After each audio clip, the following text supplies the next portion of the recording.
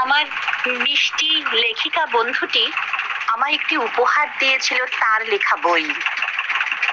তার লেখা বই থেকে আমি একটা কবিতা শোনানোর চেষ্টা করছি। জানি না কতটা ভালো হবে। ভালো লাগলো তার সমস্ত কবিতা পড়ে। কবিতাটার নাম ধর্ষণ বেদনা।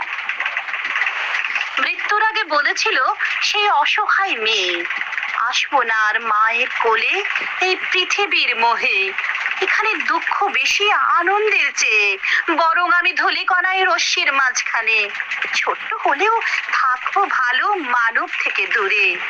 দুঃখ কষ্ট কিছুই নেই, থাকবো নিজের মনে। ছিড়বে না ওই পুরুষগুলো একটা একটা অঙ্গ, পারবে না আর টিপতে গলা গেঞ্জি দিয়ে মুখ বন্ধ। কাঁদলে পরে সূচ দিয়ে গাঁথবে না যে শরীর, পড়বে না আর মুখের আদলে রইবে না যে গ্লানি। রাস্তাতে পিষবে না আর ছোট্ট মেয়ের মাথা, উড়বে না বোমায় মোড়া বারুদ ঠাসা ঠাসা। চিনতে কেউ পারলো না আমার ছিন্ন শরীর। সবাই একদিন ভুলে যাবে আমার কথা জানি, ভুলবে না সেই হতভাগী মায়ের রোদন খানি।